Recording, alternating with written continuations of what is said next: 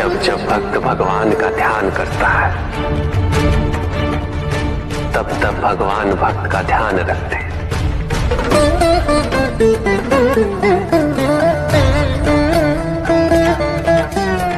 किंतु जिस क्षण भक्त भगवान का ध्यान नहीं करता, तब भी भगवान भक्त का ध्यान रखते हैं। इसलिए तुम्हारा ये कथन उचित है नंदी। मैं व्यस्त हूं और मैं चिरंतन काल से लेकर चिरकाल तक व्यस्त रहूंगा। प्रत्येक क्षण प्रत्येक भक्त का ध्यान रखते हैं।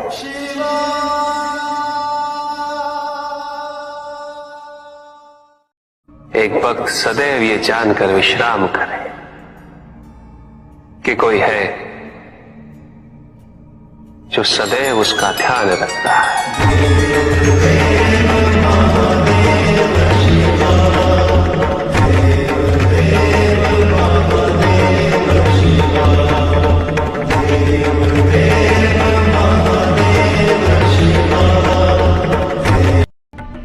प्रभु, यदि आप स्वयं यहाँ कैलाश में उपस्थित हैं, तो प्रतिदिन का संध्या काल पूजन आपके समक्ष क्यों नहीं होता है? पूजित का साक्षात सामने होना मन को भटकने नहीं देता,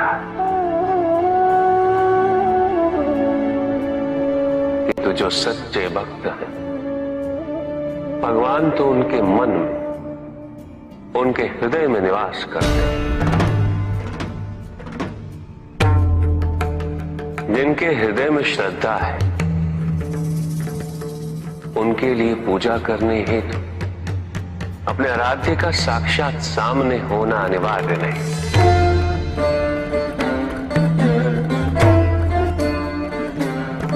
वो तो अपने मन के नेत्रों से प्रतिपल उनके दर्शन पा रहे हैं।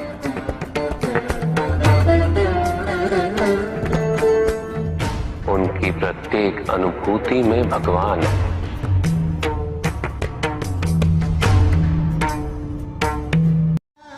सुख आंतरिक होता है, संतोष आंतरिक होता है।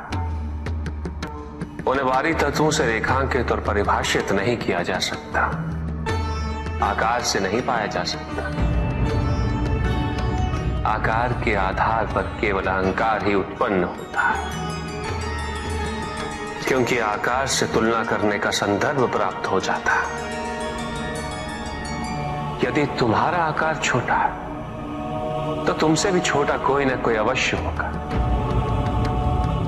और यदि उसी प्रकार तुम विशाल हो, तो तुमसे भी विशाल इस संसार में कोई ना कोई अवश्य होगा। इसीलिए शरीर या आकार की तुलना करना कभी भी शाश्वत सुख का आधार नहीं बन सकता। युद्ध किसी व्यक्ति से नहीं गणेश, मानसिकता से होता। युद्ध में संघर्ष अच्छाई या बुराई का नहीं होता, सभी में अच्छाई है और बुराई भी है पुत्र। युद्ध तो विचारधाराओं का होता है।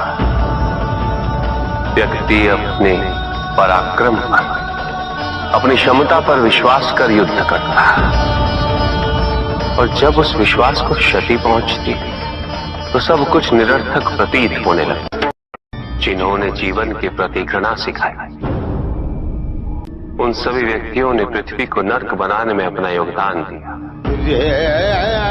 इसलिए अधिकांश व्यक्ति अपने दोष, अपनी त्रुटियां और अपनी व्यर्थता को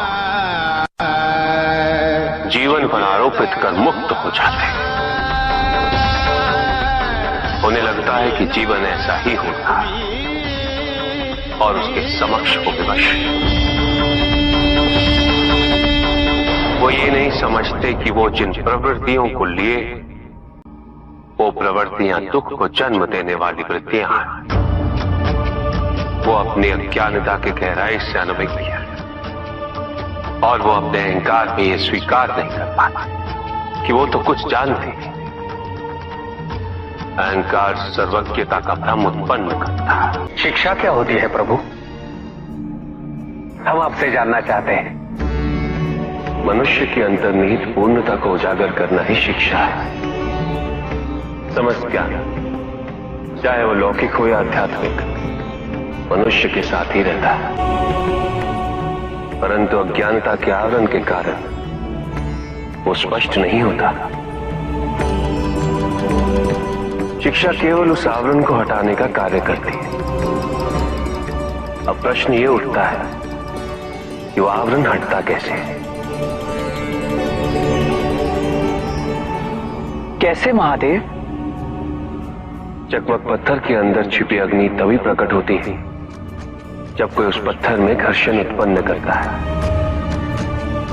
वैसे ही व्यक्ति में घर्षण उत्पन्न करने वाला गुरु होता है, जो अज्ञानता दूर कर मनुष्य को स्वयं से मिलाने का प्रयास करता है।